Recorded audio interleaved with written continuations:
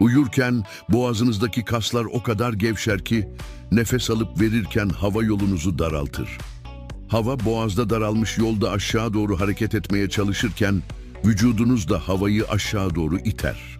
Boğazınızda yer alan yumuşak doku titrer ve sizlere de tanıdık gelen bir horlama sesi yaratır.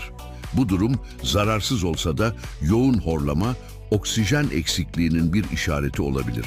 Bu tarz içerikler için videoyu beğenip kanalımıza abone olabilirsiniz.